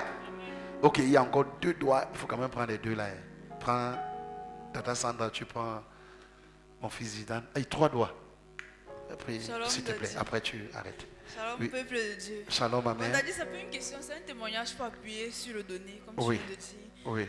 Je me souviens quand je partais composer le bac, c'était le premier jour. Oui. Et j'avais 2500. Oui. Et puis j'ai vu une fille du collège Fleming en route. Et puis elle dit qu'elle a oublié ses papiers à la maison, ses documents. Elle me dit qu'elle a besoin de 2000. Je dis 2000. Elle dit oui. Elle dit, Tu avais 2500. et tu donnes 2000. Je lui ai dit que tu donnes 2000 maintenant. Je fais comment? Tu n'as pas quelqu'un, une amie, un frère? Elle dit non. Qu'elle habite loin et son transport c'est dans les 1700. Il dit que ton centre c'est ouais, mais tu as tout Québec. Il dit merde. Si je donne 2000 à la fille, il va me rester 500. C'est justement mon aller-retour. Je vais manger quoi moi-même. Et puis j'avais, je sais pas, il y avait quelque chose qui me disait qu'il faut donner. Oui. Et puis quand j'ai donné, je ne savais pas comment, mais j'étais sûre qu'avant que la journée s'achève, les 2000 seront... Voilà, elle a pensé qu'elle va recouvrer ces 2000. Et puis maintenant, quand je rentrais de l'école, au moment où je voulais prendre la moto pour la maison, j'ai vu mon professeur de l'école de sciences. Oui. Et il m'a donné 20 000. Ouh, 2000, c'est multiplié par combien là? Donc, moi, j'arrache chez moi. Là. Voilà, tonton Dominique est content. Lui-même, il célèbre les 20 000. Oui, oui. Ça, c'est la foi. Ça marche dans le corps, ça marche dans les os. Waouh, que Dieu te bénisse. C'est un fort témoin. On continue? Ton Zidane.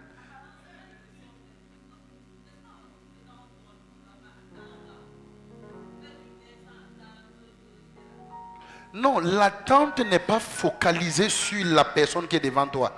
Votre problème, c'est quoi? C'est que quand vous donnez à quelqu'un, vous attendez que la personne soit reconnaissante. Non. Isaac a été reconnaissant avec Jacob avec quoi? C'est Dieu qui va récompenser. On est d'accord?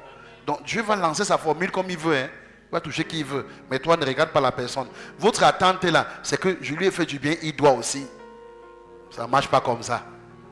Amen. Et puis je vois ma fille dans ça. Elle m'a manqué. Hein. Ça va? Tu as laissé ton vieux père où? Bon, tu viens me voir tout à l'heure. Hein? Oui, tout à l'heure. Oui, tonton Zidane. Tu n'as pas de questions? Hein? Je vais te poser la question sur la foi tout à l'heure. D'accord. Vas-y, mon fils. Shalom, bébé de Dieu. Shalom, my father. Shalom, ma mère. Bon, my father, Mon fils. Voilà.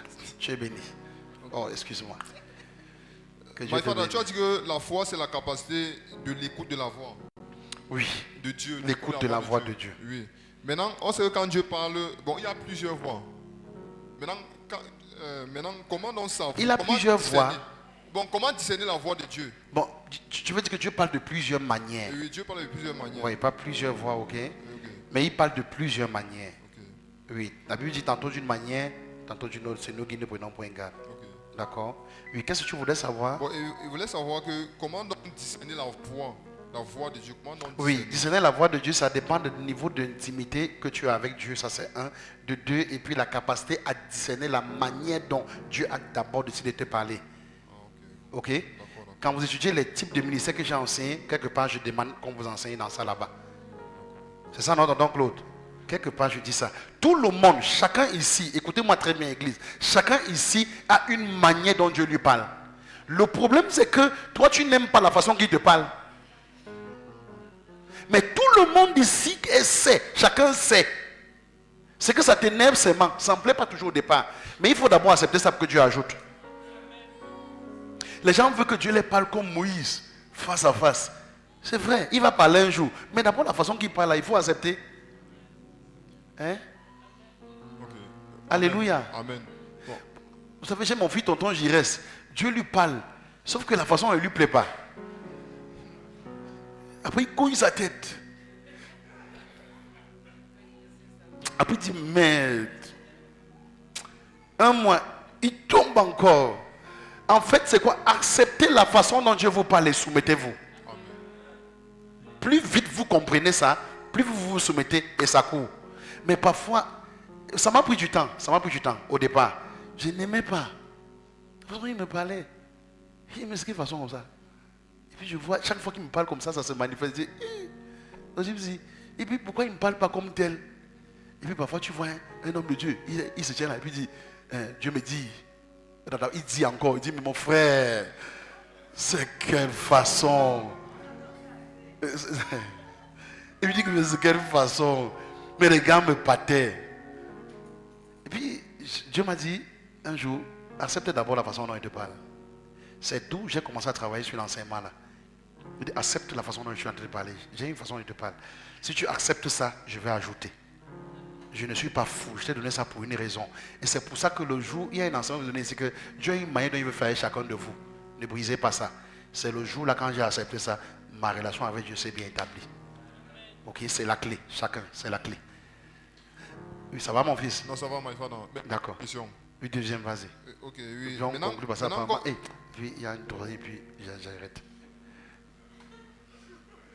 Vas-y mon fils, vas-y. Comment on dit l'écoute de la voix de Dieu si? Bon, oui. J'aimerais comprendre que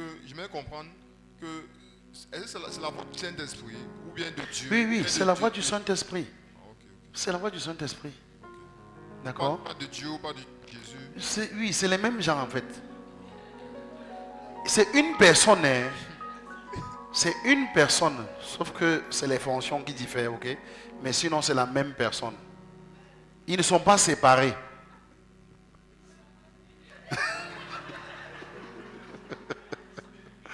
Ok. Tu es béni, mon fils. Vas-y.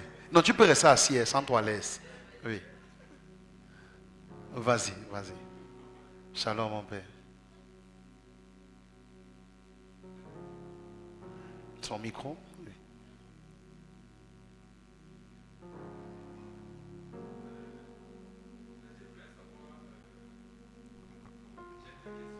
Oui.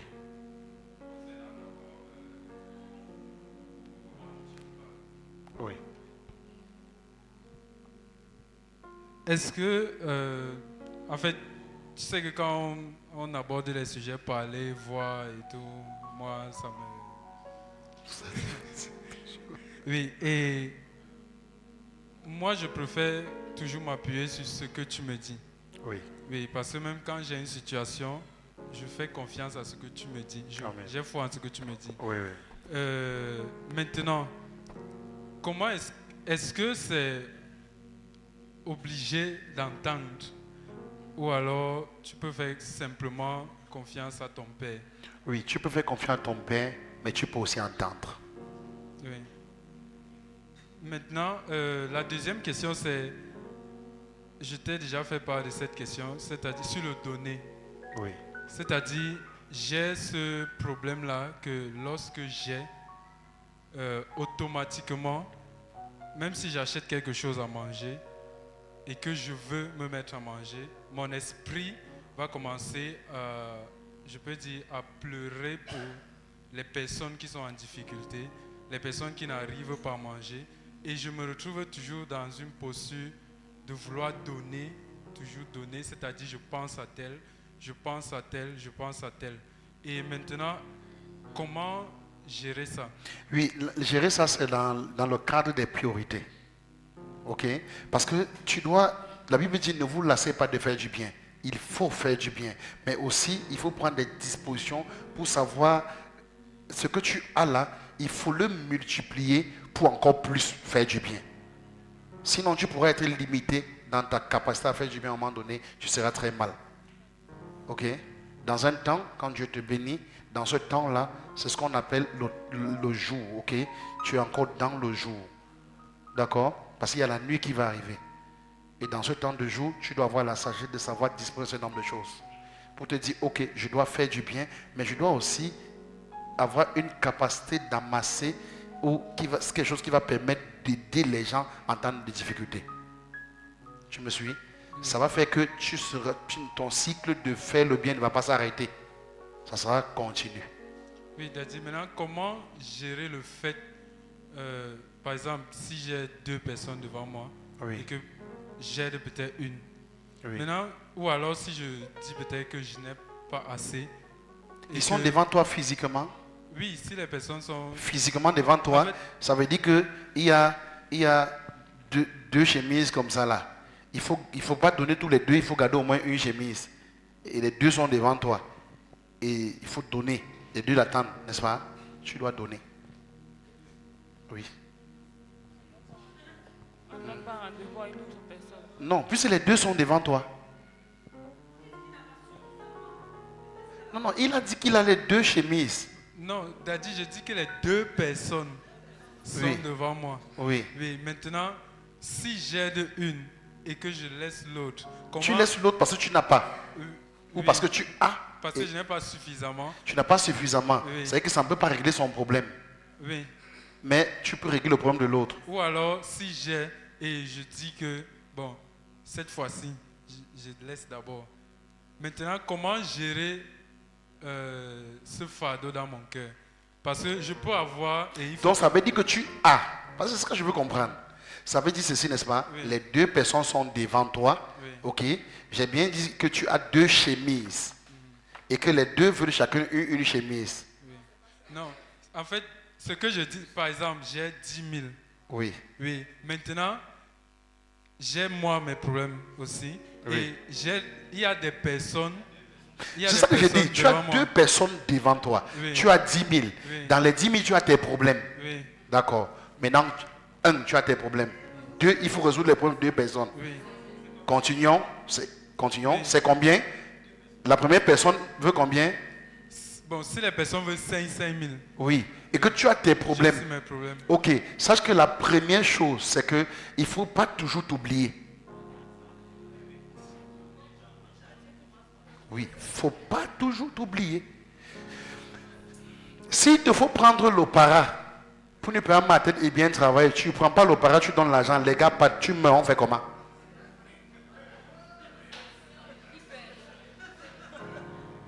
Tout le monde paie. Parce que c'est toi qui les bénissais, n'est-ce pas? Donc maintenant, toi qui les fais du bien, il faut que tu prennes bien soin de toi. Pour continuer à les faire du bien. Donc si tu as des violents maux de tête, il faut prendre rapidement un para pour apaiser ce mal de tête là. Et puis tu dis, bon les gars, c'est pas grave, je me sacrifie pour vous, tu vas mourir. Hein? Pas la foi. Écoutez. Dans son cas, par exemple, je pense que ça relève beaucoup plus de la responsabilité. Écoutez très bien. Il pose un problème délicat. Il dit que, parce que ce n'est pas le même cas avec la sœur Sandra, il dit que c'est récurrent chez lui. Ça veut dire que c'est un problème à régler. Quelqu'un me suit? C'est un problème à régler. Tu peux finir 0 et tu auras manqué la sagesse. Parce que les problèmes ne finiront pas. Il y aura toujours les pauvres. Il y aura toujours les demandeurs. Il y aura les malabars. Alléluia. Amen. Oui, ça ne manque pas. Écoutez, le non n'est pas interdit. À un moment donné, tu dis non. Non, non, non. Non, j'en ai, mais il ne peut pas donner. Ou bien tu dis non, simplement. D'accord? C'est ton droit. La Bible dit que votre oui soit oui, que votre non soit non. Dieu connaît ton cœur. Dieu sait que tu as un grand cœur, que tu donnes trop et parfois Dieu est fâché. Oui. Dieu est fâché à un moment donné. Parce que parfois Dieu dit qu'il demande que donc je ne donne pas que toi tu donnes. Tu veux aimer plus que moi. Il y a des cas que Dieu veut traiter un peu. Et puis tu pas donner. C'est-à-dire que tu dévances Dieu. Que Dieu est faible, toi tu es bon. Donc, il faut donner aussi avec conviction et orienté par l'esprit face à des situations. Mais si tu n'as pas la conviction de donner, ne donne pas. Ok? Ça n'enlève pas. Tu as un grand cœur, tu donnes. Mais sauf que là, tu ne peux pas donner. Ok? J'ai envie de dire une chose. Si ton enfant est là, ton enfant est malade, et il faut amener ton enfant à l'hôpital, on t'appelle pour faire quelqu'un d'autre qui est malade, amène d'abord ton enfant à l'hôpital.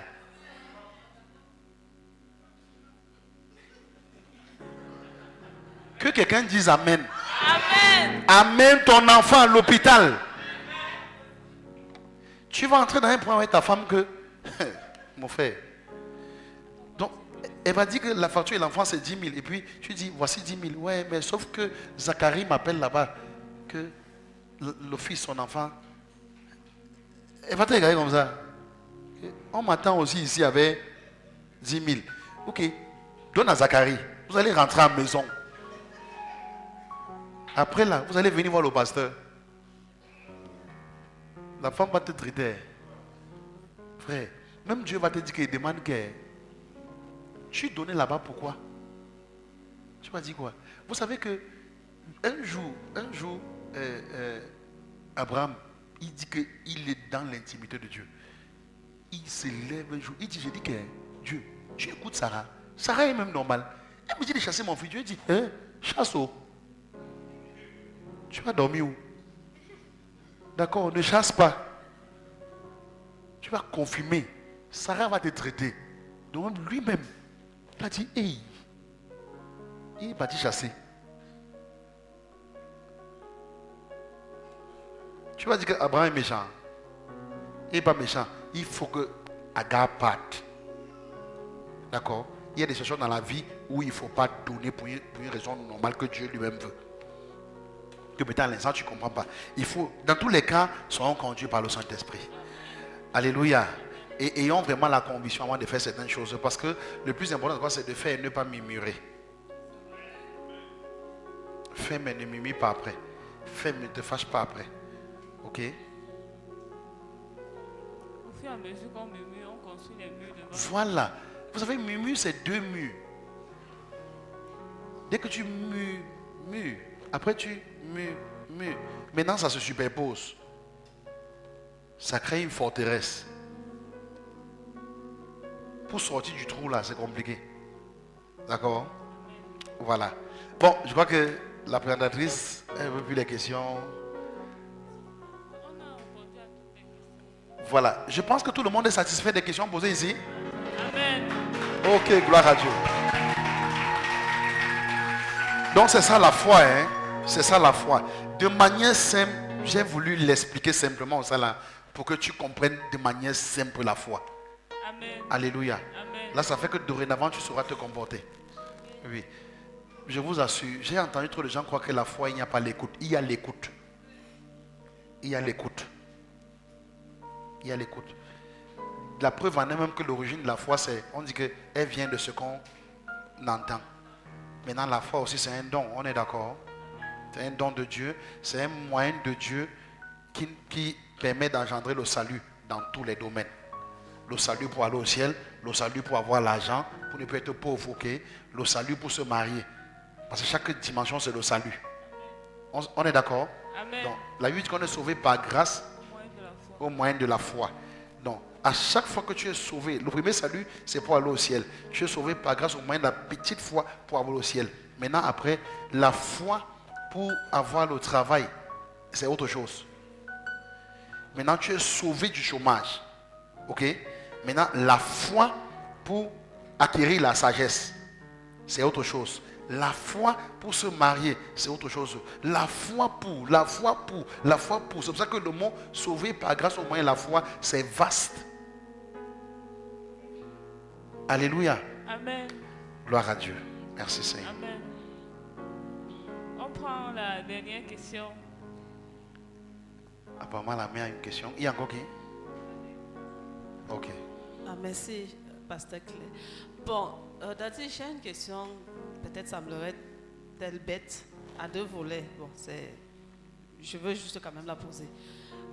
Puisque dans la vie, comme hier, quand tu parlais encore, il faut travailler en groupe. Bon, en fait, c'est pas totalement ça, mais c'est un peu pour dire il faut aider son prochain. Bon, est-ce que c'est possible? Est-ce qu'il y a la possibilité que quelqu'un ait, par exemple, la foi pour quelqu'un d'autre? C'est-à-dire, par exemple, ou bien peut-être si quelqu'un n'a pas assez de foi, toi tu reçois cette foi-là et la chose plutôt s'accomplit dans ta vie. Donc c'était un peu ça à deux volets. Tu peux avoir la foi à la place d'une personne, ou bien pour quelqu'un d'autre jusqu'à la chose se manifeste pour la personne, ou bien tu saisis la chose toi-même et ça se manifeste plutôt pour toi. Oui, on peut avoir la foi pour quelqu'un d'autre, ça se fait. Jusqu'à ça s'accomplit chez la personne. Oui. Ton enfant peut être malade, on va te dire d'avoir la foi pour qu'on prie pour ton enfant. D'accord? C'est constant, c'est fréquent. On va te dire, aie la foi, je vais prier pour ton enfant, il faut que tu aies la foi. Si je constate que je vais prier pour ton enfant et que tu n'as pas la foi, je te mets dehors. Parce que tu vas m'empêcher. Quelqu'un me suit? C'est pour ça que Jésus, quand il voulait opérer certains miracles, il mettait la famille dehors. Vous savez ça? Hein? Lisez, c'est écrit. Il constate qu'ils n'ont pas la foi, il les met dehors. Quand Pierre arrive dans la famille de Tabitha, il met tout le monde dehors. Il sait qu'ils ne peuvent pas, ils n'ont pas la foi. Ils vont me déranger. Parce que c'est tout un transport spirituel. Il y a des coupeurs de route. Je ne connais pas à taille tes démons. Tes démons peuvent me nuire. Donc mieux te mettre dehors. Et là, j'utilise ma foi. Mais comme ton sang est puissant, rattaché au sang et l'enfant, et que tu es là, ça va jouer. C'est pour ça qu'il te met dehors. Mais si tu es là, alors garde la foi. Que je prie pour ton enfant. Alléluia. Amen. Donc Oui. que ce soit petit ou grand enfant, grande personne. Tout c'est ça, pareil. tout ça. Bon, maintenant, est-ce que c'est possible maintenant que toi tu arraches la chose et J'ai une de mes s'accomplit chez filles, toi? Audrey, pourquoi vous comprenez simplement? J'ai une de mes filles, Audrey, elle n'est pas là peut-être aujourd'hui. C'est sa soeur qui est venue me voir. Audrey mourait. C'est la foi de sa soeur qui l'a sauvée. Bon, maintenant, dans l'autre sens, comme on parlait de la maison tantôt, comme tu disais à Magny, il faut qu'elle entende la voix de Dieu. Oui. Et même jusque là, il y a certaines personnes, on entend, mais on n'a pas l'assurance, comme elle disait. Parfois, tu ne sais même pas, tu doutes. Et puis peut-être tu dis ça à ta soeur ou à ton frère. Et lui, maintenant, ayant une grande foi, je ne sais pas si Non, je vais vous conseiller une chose. Quand Dieu vous parle, vous entendez quelque chose. Surtout que quand c'est rattaché aux données, ne parlez pas à quelqu'un. Non, ne parlez pas à quelqu'un. C'est le conseil que je vous donne. Je vais m'aller jusqu'à vous dire, ce n'est pas une obligation de parler à ton mari ou à ta femme. S'il n'est pas spirituel ou s'il est faible d'esprit, il ne va pas comprendre. Donc le seul conseil qu'il peut te donner, c'est construis toi-même Dieu. Et demande des signes à Dieu. Ok? Fais comme Gédéon. Demande des signes.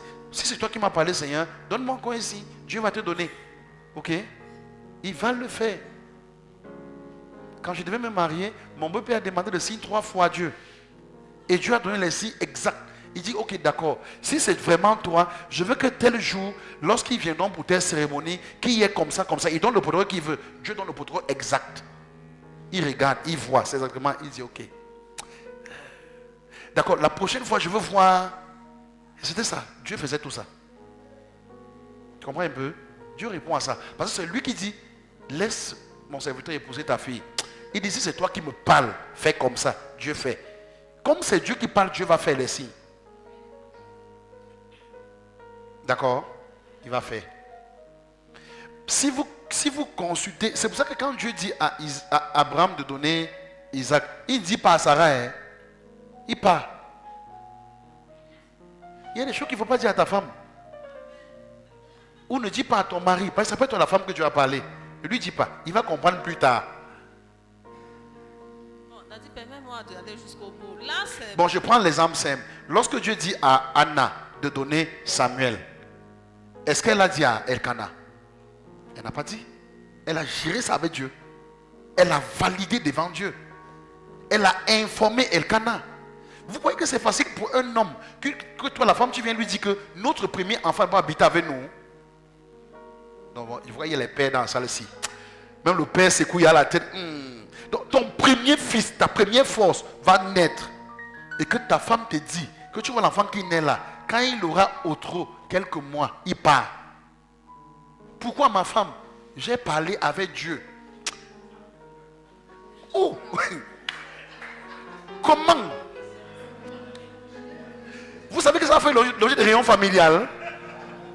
Il y aura les réunions familiales. On va convoquer réunion sur réunion. Et tous les oncles étant sur compte de la femme. Tu dis quoi? J'ai parlé avec Dieu. Que quoi? Donc l'enfant qu'on cherche depuis, tu dis que tu pas fait quoi? Il va être prêt. Il peut habiter au temple, oui. Étudier la parole est de là où Anna habitait pour le temple. C'était un peu comme quitter ici, aller peut-être au Gabon, hein? Oui, très loin. C'est pour ça qu'il venait une fois l'année. Il ne venait pas au temple le dimanche. Il venait une fois l'année. Parce que c'était trop loin. Il fallait partir de leur village pour arriver. C'était le seul sacrifice. On ne peut que partir une fois l'année.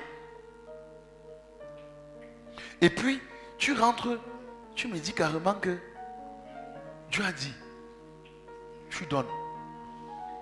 Elle a géré ça là-bas. Ce n'était pas une affaire que, d'accord, attends, je ne vais pas causer avec Elkana. Il n'y a pas eu ça.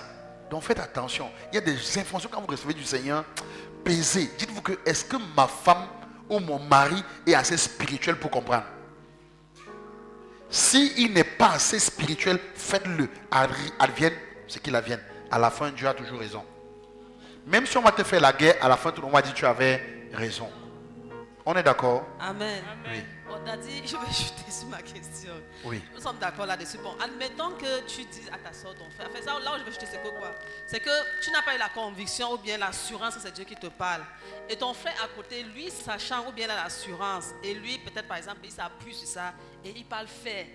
Est-ce qu'on peut dire une fois, peut-être c'est comme arracher la bénédiction dans la vie, comme on dit, quand tu bénis ta soeur, la bénédiction là, ça vient à toi. Donc il faut toujours bénir les gens, en fait, à bénir la grâce qui est dans la vie de ta soeur, ton frère, et puis tu vas aussi recevoir. On appelle ça saisir une opportunité. Maintenant, ça peut s'accomplir dans ta vie, ce qui était censé s'accomplir chez elle, parce que tu as arraché ce qu'elle n'a pas cru. Simplement, tu as saisi la foi de la parole qui était destinée à la personne, et puis tu as saisi. Et ça s'est accompli chez toi. Ça s'accomplit, ce n'est pas un problème. Tu ne t'es pas moqué de la personne, tu as béni la vie de la personne, tu as célébré la grâce, tu as reçu la grâce. Ça ne pose pas de problème. Elle n'a pas cru, elle n'était pas sur toi, tu t'es appuyé sur ça et tu as allé Oui, faire. simplement, si elle ne croit pas, c'est son problème. Ici, dans la salle, on peut dire que quelqu'un va recevoir 10 000 demain. Voilà, tu vois. Ça. Et ça va venir au nom de Jésus. Oui, vous savez, il y a des gens comme ça ici. J'ai dit ça, ils ont reçu. Tac. Voilà, ils ont reçu. Quand tu regardes ton frère, il y a des gens qu'on est en train de parler. Il est assis comme ça là. Après, je vois comment on le prend. On dit, dis Amen. On dit, on est en train de parler. Il va il est là comme ça. Même si tu vois son nom, sa femme, sa côté, il est comme ça. Il dit que s'il peut taper ta tête toute seule. Et puis, on constate qu'il est un double. Et puis, les gens commencent à dire Amen à sa place. C'est pas ça, hein? Je crois qu'on a répondu à toutes les questions. Amen. Ok.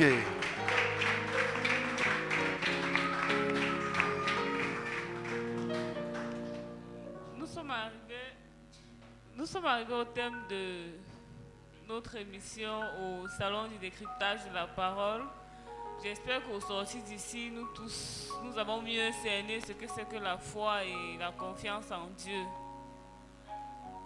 Je vous donne rendez-vous demain matin à 5 h pour le café matinal bien dosé sur la page du pasteur Lambert Etiassi. La page Facebook à 5 h pile. Café matinal bien dosé. J'espère que ça commence au café devant lui. Ma pas aime pas, mais bien dosé, bien sûr. Donc, demain jeudi à 17 h, nous avons enseignement de la parole ici à Simbok, derrière l'école anglo-saxon Blessed. Vendredi à 18 h, nous avons l'école des intercesseurs. Dimanche 9 h, nous avons notre culte habituel. Je vais passer la parole au pasteur pour la prière finale. Amen. Amen. On va conclure. Déjà, quand on dit café matinal, c'est chaque jour. Hein? Même dimanche, 5 h café matinal. Amen. Oui, c'est grave le mois-ci. Amen. Il faut être fâché. Dimanche 5 h, on a café matinal. Amen. Après, on vient encore faire culte. Amen. Le café matinal bien dosé. Amen. Après, culte encore dosé. Amen. Alléluia. Amen. Donc, il faut inviter quelqu'un. Ok, maintenant la foi, on va se mettre debout. Maintenant la foi, c'est aussi un bouclier. Vous savez ça? Vous savez? La foi, c'est pas... Vous connaissez un peu comment les soldats partaient en guerre à l'époque. Et ils avaient comme un truc devant eux comme ça. Vous connaissez ça? Hein? Mais en fait, c'est pas ça dans le plan spirituel. Hein? Non. J'ai vu souvent des représentations où on représentait ça. Mettez Ephésiens 6,16, où on représentait ça. D'accord? Mais dans le plan spirituel, la foi est un bouclier. Donc, lorsque la foi arrive, elle t'enveloppe entièrement, elle te met à l'intérieur, elle te couvre. Est-ce que vous comprenez un peu? La Bible dit, prenez par-dessus tout cela le bouclier de la foi avec lequel vous pourrez éteindre tous les traits enflammés du malin. Parce que lorsque la foi arrive en toi, elle met, c'est pour ça que je vous ai dit que lorsque Dieu a parlé, ça va s'accomplir. Amen.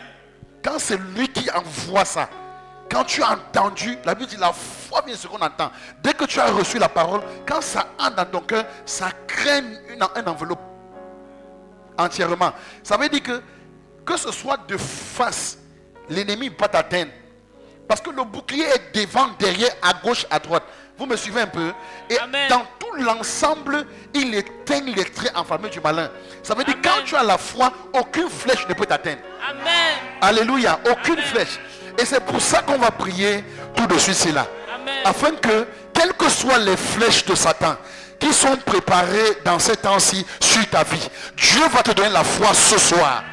Afin qu'aucune flèche ne va t'atteindre et aucune flèche ne va atteindre ton enfant. Au nom de Jésus. Nous avons parlé de la foi. La foi va venir en toi à une autre dimension ce soir. Au nom de Jésus-Christ. Au nom de Jésus. Au nom de Jésus. Je monte sur l'œuvre de la croix dans le nom de Jésus-Christ. Et je déclare que Dieu libère par sa grâce la foi dans ton cœur. Au nom de Jésus-Christ.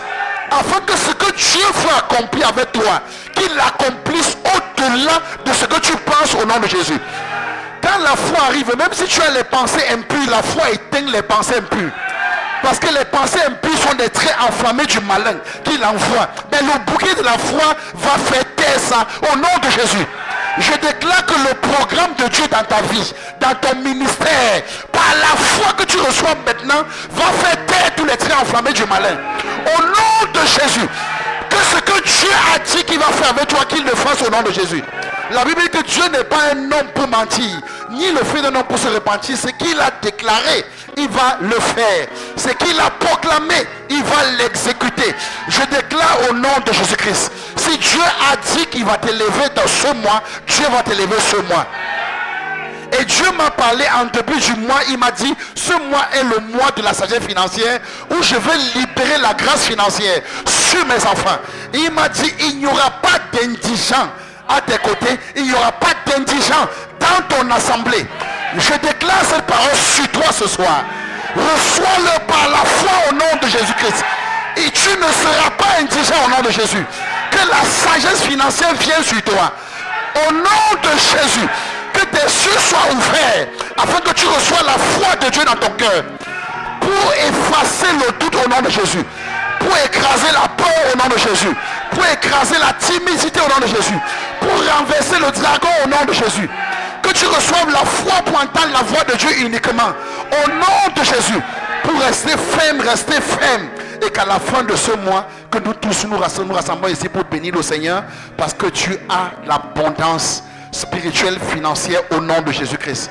Que Dieu te bénisse abondamment, qu'il multiplie sa grâce, sa faveur, sa sagesse, son amour dans ta vie. Au nom de Jésus, j'ai prié. Amen. Que Dieu vous bénisse abondamment. Shalom à tout le monde. Je vous aime fort. Vous êtes bénis au nom de Jésus. La foi est abondante en vous. Au nom de Jésus. Quelqu'un est content pour la foi? Acclame Jésus.